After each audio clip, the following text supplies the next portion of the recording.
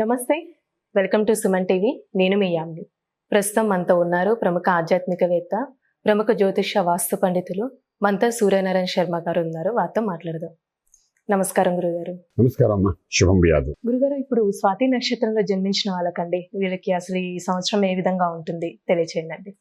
స్వాతి నక్షత్రం అంటే మనకు మళ్ళీ అది దానికి అధిపతి రాహు. తులారాశిలో ఉంటుంది స్వాతి నక్షత్రం మొత్తం అంతాను. బ్యాలెన్స్ స్వాతి అనేది రాహు అధిపతి ఉంటుంది. రాహు అంటే ఒక మాయా ప్లానెట్. ఇది మన నవగ్రహాల్లో రాహుని ఛాయాగ్రహం అంటాం.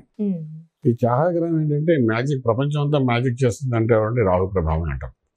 ఈ విశ్వంలో ఒక మెకానిజం జరుగుతుంది అంటే, ఒక మెకానికల్ ఇంజనీర్ ఉన్నాడంటే, మెకానిజం అంటే ఏంటంటే ఒక సృష్టించడం, ప్రతి సృష్టి చేయడం, ఒక సృష్టి నుండి ప్రతి సృష్టి చేయడం. ఫర్ ఎగ్జాంపుల్ ఓపెన్ ప్లేస్ ఉంది, ఇక్కడ ఒక ఇల్లు కట్టాడు అంటే వాడేదో మెకానిజం చేస్తాడు. చేస్తే కదా భూమిలో ఆ ఇల్లు కట్టడం. భూమిలో చెట్లు ఇచ్చానుకోండి, అది ప్రకృతి చేసిన పని. కానీ భూమిని తవ్వి ఆ పై నుండి వాడు ఇటుగా అవన్నీ వేసి ఒక ఇల్లు కట్టాడు, వాడు మెకానిజం చేస్తున్నాడు, ఇంజనీరింగ్ చేసి. ఒక ఇంజనీర్ ఉన్నాడు అంటే భూమి మీద, అది బికాస్ ఆఫ్ రాహు. ఒక కమ్యూనికేషన్ స్కిల్ జరుగుతుందంటే బికాస్ ఆఫ్ రాహు. ఒక కమ్యూనికేషన్ అంటే ఫర్ ఎగ్జాంపుల్ మీడియా కమ్యూనికేషన్ తీసుకోండి, టెలిఫోన్ కమ్యూనికేషన్, ఇవన్నీ రాహుమాయ అని చెప్తాం. సినిమా రంగం అంతా రాహుమాయ. స్క్రీన్ మీద అక్కడ ఏమి ఉండదు, ఒక లైట్ పడుతుంది, ఆ లైట్లో సినిమా కనబడుతుంది, మనం ఎంజాయ్ చేస్తాం. నిజంగా చెప్పాలంటే అక్కడ అంతా ఉంది, స్క్రీన్ ఒకటే. యాక్చువల్గా అక్కడ మనుషులు ఎవరు ఉండరు. సో ఇదంతా ఒక మాయ, మిథ్య అంటాం కదా. ఈ మాయ ఏదైతే ఉందో దీన్ని అన్నిటికీ అధిపతి ఎవడంటే రాహు. అలాగే స్వాతి నక్షత్రాధిపతి కూడా రాహు అన్నమాట. గ్రహాలలో రాహు గ్రహం అంటారు. అంటే స్వాతి నక్షత్రం వాడు బ్యాలెన్స్గా ఉన్న వాళ్ళలో ఒక మాయ ఉంటుంది, ఒక మ్యాజిక్ ఉంటుంది, ఒక చార్మింగ్ ఉంటుంది, ఒక గ్లో ఉంటుంది, ఒక అట్రాక్షన్ ఉంటుంది. అవతలని ఈజీగా మన భాష బొట్టలో వేసే శక్తి కూడా ఉంటుంది. సో ఇవన్నీ రాహుగ్రహంలో పుట్టిన, అంటే స్వాతి నక్షత్రంలో పుట్టిన రాహు ప్రభావితమైన వాళ్ళందరిలో ఈ కొంత దీని యొక్క ప్రభావం ఉంటుందన్నమాట. సో స్వాతి నక్షత్రాధిపతి అయిన రాహు అనేది ఏం చేస్తాడంటే, మనకు ఈ మ్యాజిక్ అనేది జరగాలి. మ్యాజిక్ అనేది జరగకపోతే, అది కానీ బలహీనం ఉందంటే, నక్షత్రాధిపతి బలహీనంగా అంటే, మొత్తం 12 రాశుల్లో వాడు కానీ రాహు అని వాడు కానీ బలహీనంగా ఉంటే, వీళ్ళ లైఫ్లో ఈ చార్మింగ్ ఇవన్నీ లాగేస్తుంది, మ్యాజిక్ లాగేసి నార్మల్ మనుషులుగా తయారు చేసేస్తుంది అనమాట. సో స్వాతి నక్షత్రంలో పుట్టిన వాడికి డెఫినెట్గా వాడి యొక్క నక్షత్రాధిపతి అయిన రాహు మంచి పొజిషన్లో ఉండాలి జాతకంలో, లేకపోతే మాత్రం they will be in trouble అనమాట. సో ఇప్పుడు ఈ తులారాశిలో ఉన్న స్వాతి నక్షత్రానికి ఏమైందంటే, ఇప్పుడు ఈ సంవత్సరం 2024 మనం తీసుకున్న తులారాశికి మనకు పంచమ భావంలో శనీశ్వరుడు, షష్ఠ స్థానంలో రాహు ఉన్నాడు, సప్తమంలో బృహస్పతి ఉన్నాడు. ఈ బృహస్పతి ఏం చేస్తున్నాడు అంటే, ఈ రాశిని చూస్తున్నాడు కాబట్టి, స్వాతి నక్షత్రాన్ని చూస్తున్నాడు కాబట్టి శుభకార్యాలను చేయిస్తాడు, అలాగే ఇల్లు కొనిపిస్తాడు, వాహనం కొనిపిస్తాడు, అలాగే భూమి పూజ చేయిస్తాడు, శంకుస్థాపన చేయిస్తాడు, ఇంటి కోసం అప్పులు తెప్పిస్తాడు. ఈ రకరకాలుగా స్వాతి నక్షత్రం వాళ్ళకి అన్నీ చేస్తాడు వాడు, అందులో ఏం డౌట్ లేదు. అలాగేంటంటే మనకు మ్యారిటల్ లైఫ్లోని ఒకవేళ కానీ ఎవరో విడిపోతున్నట్టు వాడిని కలపడానికి ప్రయత్నం చేస్తాడు. అలాగే గాంధర్వ వివాహం అట్రాక్షన్ చేస్తాడు, చేసి పెళ్ళి ఏం చేస్తుంటారు. ఒక్కొక్కసారి మనం చూస్తాం, అకస్మాత్తుగా కలుస్తారు, వాళ్ళు ఒక రిలేషన్ డెవలప్ అయిపోతుంది, వాళ్ళు పెళ్లి వరకు వెళ్ళిపోతుంటారు.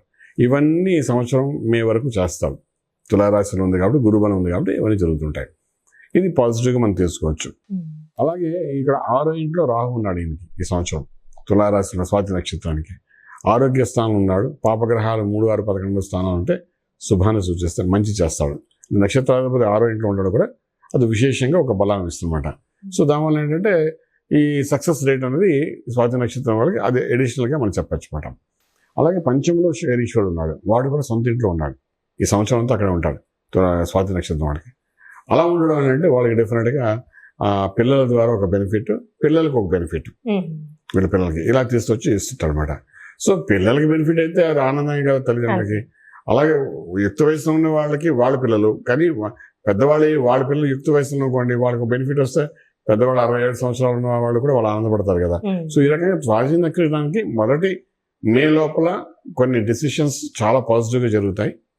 దాని ప్రభావం సంవత్సరం ఉంటుంది కాబట్టి దాన్ని నెంబర్ వేసుకుంటే జీవితాంతం, అంటే ఈ సంవత్సరం అంతా హ్యాపీగా వాళ్ళు గడిపేయచ్చు, ఏ ప్రాబ్లం లేకుండా. అంటే ఇప్పుడు ఆరోగ్యంగా వీరికి ఈ నక్షత్రంలో జన్మించిన వాళ్ళకి ఏ విధంగా ఉంటుందండి?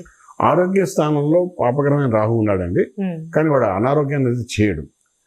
ఒకటి ఏం చేస్తాడంటే, వాడు పాపగ్రహమై ఉండి 6వ ఇంట్లో ఉన్నాడు కాబట్టి ఏదైనా పూర్వాశ్రమంలో ఉన్న అనారోగ్యం ఉంటే దాన్ని బయటికి తీసి కరెక్షన్ చేసి మళ్ళీ మనిషి ఆరోగ్యవంతులు చేస్తాడు.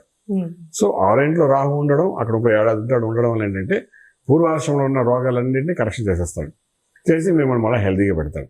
ఫర్ ఎగ్జాంపుల్ మా అలాంటి వాడు ఉన్నారనుకోండి, మా కొలెస్ట్రాల్, థైరాయిడ్, షుగర్ ఉందనుకోండి, మాకు చెప్తాడు మేడం, ఎవరే నువ్వు వాకింగ్ చేయరా, మెడిసిన్స్ వాడుకోరా, డైట్ కంట్రోల్ చేయరా, ఇవన్నీ మార్గాలు చూపిస్తాడు వాడు రాహు.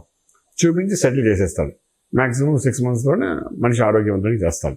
సో ఇలాగా 6 ఇంట్లో రాహు ఉండడం వల్ల బెనిఫిట్ తప్ప నష్టం అయితే వాళ్ళకి ఏం కనిపించదండి. అలానే ఇప్పుడు వ్యాపారస్తులకండి నక్షత్రంలో జన్మించిన వాళ్ళకి అసలు ఏ విధంగా ఉంటుంది? ఈ నక్షత్రం జన్మించిన ఈ సంవత్సరం మనం లెక్కేసుకుంటే మాత్రం 10th house and 9th house చాలా బాగుందండి వాళ్ళకి, తులారాశి వాళ్ళకి.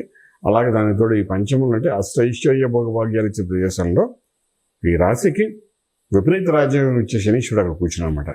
అంచేది ఏంటంటే వీళ్ళు డెఫినెట్గా ఏదో ఒక రూపంలోని మనకేంటంటే రావాల్సిన 10 రూపాయలు అంటే దానికి ఇంకో 10 రూపాయలు యాడ్ చేసి 20 నుండి 25 రూపాయలు ఇప్పించేటట్టు ఉంటాడు తప్ప నష్టపరిచేటట్టుగా అయితే వ్యాపారస్తులకు ఉంటాడు. అలాగే ఉద్యోగస్తులు కూడా చేసే హార్డ్ వర్క్ బట్టి ప్రమోషన్ ఒక 10% వస్తున్నకుంటే ఇంక్రిమెంట్ ఒక 20% రావచ్చు. అలాగే మనం చేసే ఈవెంట్స్ ఉంటాయి, లేకపోతే ఒక కంపెనీ కార్పొరేట్ అనుకోండి, అగ్రిమెంట్స్ అనుకోండి, కాంట్రాక్ట్స్, ఏ పని చేయాలనుకున్నా మన ఓవరాల్గా యావరేజ్గా తీసుకున్నా కూడా ఏడాది ఎండింగ్ అయ్యేసరికి ఆ పని ఎక్స్పెక్టేషన్ కంటే ఒక 20-30% హైక్స్లోనే మనకు in the form of money benefits వచ్చే అవకాశం అయితే బాగా కనబడుతుంది. అలానే ఈ నక్షత్రంలో జన్మించిన వాళ్ళకంటే రాజకీయ నాయకులకి అసలు ఏ విధంగా ఉంటుంది ఈ సంవత్సరంలో? సాధారణంగా ఈ రాహు యొక్క ఇన్ఫ్లుయెన్స్ ఉంది కాబట్టి ఫస్ట్ హాఫ్ అది బాగానే ఉంది. స్వాతి నక్షత్రం వీళ్ళొక మ్యాజిక్ ప్లానెట్స్ అంటాం. చాలా మంది రాజకీయ నాయకులు మనకు స్వాతి నక్షత్రం పుట్టిన వాళ్ళు ఉన్నారు. చిత్తా స్వాతి రెండింటిలో పుట్టిన వాళ్ళు అనుకోండి. ఈ యొక్క ఆ రంగంలో ఉండేవాళ్ళు బ్యాలెన్స్గా ఉంటారు. బ్యాలెన్స్గా ఉండడం అనేది అంత కంఫర్ట్ జోన్ కాదు. న్యాయబద్ధంగా నేను మాట్లాడతాను, ఏ రాజకీయ నాయకుడన్నా న్యాయంగా బతకగలరా చెప్పండి? సో ఈ బ్యాలెన్స్గా ఉండడం వల్ల ఏంటంటే మంచిగా ఉంటుంది, చెడు ఎక్కువ ఇన్ఫ్లుయెన్స్ చేస్తుంది. చెడు ఎప్పుడైతే ఎక్కువ ఇన్ఫ్లుయెన్స్ చేస్తుందో మే తర్వాత నుండి పొలిటికల్ సినారియోలో ఉన్న వాళ్ళందరికీ మాత్రం ఒక పిసరు ఇబ్బందికరమైన పరిస్థితి చెప్పచ్చు అన్నమాట. ఎందుకంటే వాళ్ళు ట్రాన్స్పరెంట్గా ఉన్న ప్రజానాయకులు చాలామంది ఈరోజు ఫర్ ఎగ్జాంపుల్ మన ఎవరంటే ఉన్నారు, చాలామంది ఐఏఎస్ ఆఫీసర్స్, ఐపీఎస్ ఆఫీసర్స్ ఉన్నారు, పొలిటికల్గా దిగిన వాళ్ళు ఉన్నారు. జయప్రకాష్ గారు ఉన్నారు, బ్యాలెన్స్గా ఉంటానంటాడు, కానీ ఆయనకి ఏముంది పార్టీ. సో రేపు ఉదయం లక్ష్మీనారాయణ గారు ఉన్నారు, పార్టీ పెట్టే నేను ముందుకు వెళ్తానంటారు.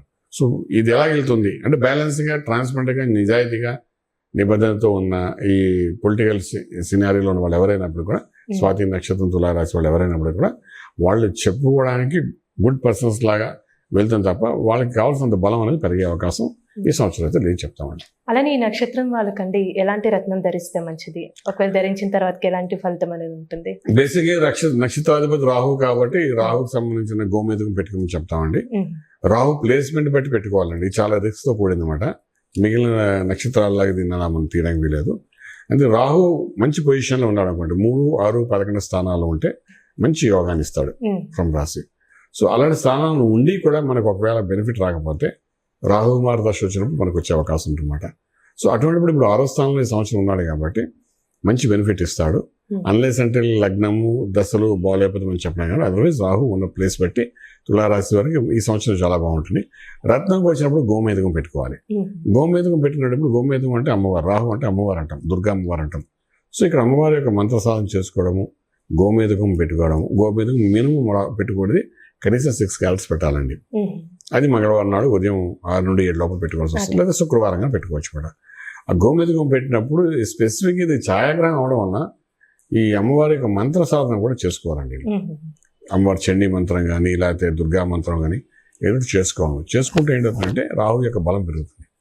రాహు అనే బలం ఏంటంటే ఒక మాయా బలం అండి, ఒక రాక్షస బలం అంటాం మనం. అది వెళ్ళినప్పుడు అవసరం ఉన్నప్పుడు అది అలా ఉపయోగపడుతుంది కూడా. అది ఒక మ్యాజిక్ చేస్తుంది. ఫర్ ఎగ్జాంపుల్ నేను రాహుకి సంబంధించిన గోమేధకం పెట్టినానండి, ఇది 33 క్యారెట్లు అండి. ఇది నేను దర్భముడి ఆకారంలో చేశాను అనమాట. దీన్ని నేను అమ్మవారిగా భావిస్తాను, ఇదంతా అయ్యవారి కింద భావిస్తాను అనమాట. సో ఇద్దరు నా చేతిలో ఉన్నారనుకుంటా అనమాట. ఇది పట్టుకుని మనం చేయి తిప్పుతుంటాం కదా, ఒక మ్యాజిక్ జరుగుతుందండి. కొంచెం అట్రాక్షన్ అవుతారు జనాలు, ఇక్కడ వరకు రావడానికి అవకాశం ఉంటుంది, వస్తే ఇక్కడ నుంచి జాతకం చెప్పడానికి అవకాశం ఉంటుంది. మనకి ఇక్కడ వరకు తీసుకురావడం వరకు ఇది ఉపయోగపడుతుందండి. జాతకం మళ్ళీ చెప్పాలంటే మనం వాక్శుద్ధి, మనకున్న విద్యను మనం చెప్తాం. కానీ ఇక్కడికి వస్తే కదా చెప్తాము, ఇక్కడికి వస్తే కదా నాకు రూపాయి వస్తుంది. అంతే. సో ఇక్కడ తీసుకురావాలి కదా మనిషిని. ఆ తీసుకునే కారు ఇది మ్యాజిక్ చేస్తున్నాడు. మోసం చేయదు, మాయ జరుగుతుంది కానీ మోసం జరగదు. సో మనకు కావాల్సింది మాయ. ఈ మాయ ప్రపంచంలో మనం కూడా ఇన్వాల్వ్ అయ్యి ఉండిపోవాలి, మాయలో తిరగాలి. తిరిగితే కానీ మన ధనం రాదు, మనం ఎస్టాబ్లిష్ అవ్వడం. సో గోమేదకం పెట్టుకోవడం ఏంటంటే సూట్ అయిన వాళ్ళకి పెట్టుకుంటే మాత్రం, ఈ స్వాతి నక్షత్రం వాళ్ళకి పెట్టుకుంటే డెఫినెట్గా అదొక పాజిటివ్ ఎనర్జీ. ఇందాక మేము చెప్పుకున్న గ్లో అనుకోండి, సక్సెస్ అనుకోండి, చూడగానే ఒక అట్రాక్షన్ అనుకోండి, ఇలాంటివన్నీ కూడా జరగడానికి అవకాశం ఉంటే ఆ అట్రాక్షన్ ఇవాళ రేపు పబ్లిక్ కావాల్సింది కూడా. సో ఇవన్నీ గోమేదకం వల్ల జరుగుతుంది కాబట్టి ఆ విధంగా పెట్టుకుంటే బాగుంటుంది. చాలా చక్కగా తెలియజేశారు గురుగారు, ధన్యవాదాలండి. శుభం బియాదు. చూసారు కదండి, స్వాతి నక్షత్రంలో జన్మించిన వాళ్ళకి ఎలాంటి రత్నం ధరించాలి, అలానే ఇది ఏ విధంగా ధరించాలి గురువుగారు మనకి తెలియజేశారు కదా. అలానే మీరు గురువుగారిని సంప్రదించాలనుకుంటే స్క్రీన్ మీద కనిపిస్తున్న నెంబర్కి కాల్ చేసి గురువుగారిని సంప్రదించవచ్చు. ఇలాంటి మంచి వీడియోస్తో మళ్ళీ మీ ముందుంటాను. ధన్యవాదాలు.